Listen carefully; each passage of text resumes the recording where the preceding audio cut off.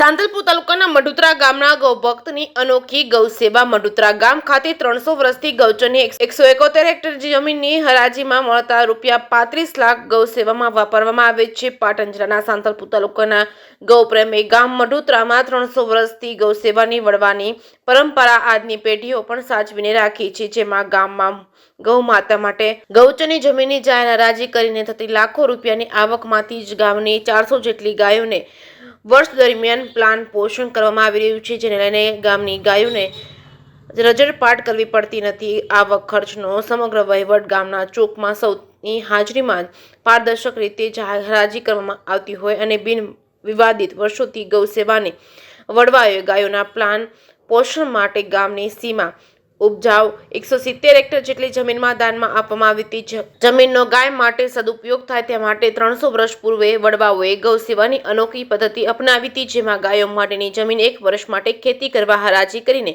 આપવામાં આવે છે અને હરાજીમાંથી આવતી જમીનની રકમમાંથી ગાયોને નિર્ણય નાખવાની પ્રવૃત્તિ શરૂ કરી હતી। વડવાઓની પરંપરા દ્વારા શરૂ કરેલી આ હરાજીની અનોખી પરંપરા 300 વર્ષ બાદ પણ આજે ગ્રામજનો જાળવી રાખી છે। ગામમાં 170 એકર ગૌચરની જમીનની હરાજીમાં ખેડૂતનું ગત ડિસેમ્બરમાં અંદાજિત 35 થી 40 લાખની રકમ આવે છે, જે આવકમાંથી ગામમાં 3 એકર જમીનમાં ગામની નજીક ગ્રામજનો દ્વારા ગૌશાળા બનાવવામાં આવી છે, જેમાં ગામ લોકો ગાયો અહીં મૂકી જાય છે। ત્યાં હરાજીથી થયેલ આવકમાંથી ગાયોનો નિભાવ કરાય છે। ઉપરાંત ગામમાં ચોકમાં ઉભા રહેતા પશુઓના ખાતરની પણ જાહેરમાં હરાજી કરવામાં આવે છે। ટ્રસ્ટને ગામને ભેગું કરી જાહેરમાં હરાજીની આવકનો હિસાબ આપે છે। હરાજીમાંથી થતી આવકનો વહીવટ કરવા ટ્રસ્ટ બનેલું છે, જેમાં ગામના આગેવાનો ટ્રસ્ટીઓ સંપૂર્ણ રકમનો વહીવટ પારદર્શિત થાય તે માટે ટ્રસ્ટ દ્વારા આ રકમનો સંપૂર્ણ હિસાબ દર વર્ષે ગામને ભેગા કરી સંભળાવવામાં આવી હિસાબ આપવામાં આવે છે। હજુ થોડી જગ્યા ગૌચરની સરકાર હસ્તક હોય તે જગ્યા પણ ગામ લોકોએ સરકાર પાસે ટ્રસ્ટને આપવાની માંગ કરી છે। વધુ આવક થાય અને વધુ ગાયોનો નિભાવ થાય તેના માટે ગામમાંથી પસાર થતી કોઈ પણ ગાયોને ઘાસ નાખવામાં આવે છે, નિરણ નાખવામાં આવે છે। ગામના યુવાનો દ્વારા સરસ મજાની સેવા કાર્ય કરવામાં આવે છે। સમગ્ર ગામ એક થઈ અનોખી ગૌશાળા ચલાવી રહ્યું છે। સમગ્ર ભારત અને ગુજરાતમાં પ્રથમ આવી ગૌશાળા જોવા મળશે। જય કેસરી ગુજરાતી સાથે મનુ ઠક્કર, રાધનપુર। આહિર મહેશભાઈ રાણાભાઈ, ગામ મઢુતરા, તાલુકો સાંતલપુર, જિલ્લો પાટણ। મઢુતરા ગામની અંદર એક ગૌશાળા અમારી આવેલી છે, તેમાં 300 થી 400 ગાયનું સ્ટાર્ટિંગ ચાલુ કર્યું હતું, ત્યારે 500 થી 600 ગાયો જેવી છે। એ ગાયોનું અમે અત્યારે ભરણ પોષણ કરીએ છીએ। ગામની અંદર જેમ જમીનો આવેલી છે 170 એકર ગાયો તરફથી અમે જે વડવાઓ રાખતા ગયેલા છે કે એની અત્યારે અમે કાયદેસર હાથ ઉઘરાવી છે સુખડી પેટે। જે પૈસા આવે તે 40 થી 50 લાખ રૂપિયા દર વર્ષે આવક થાય છે, અને અથવા એનું ખાતર એ બધાની અમે હરાજી કરીએ છીએ।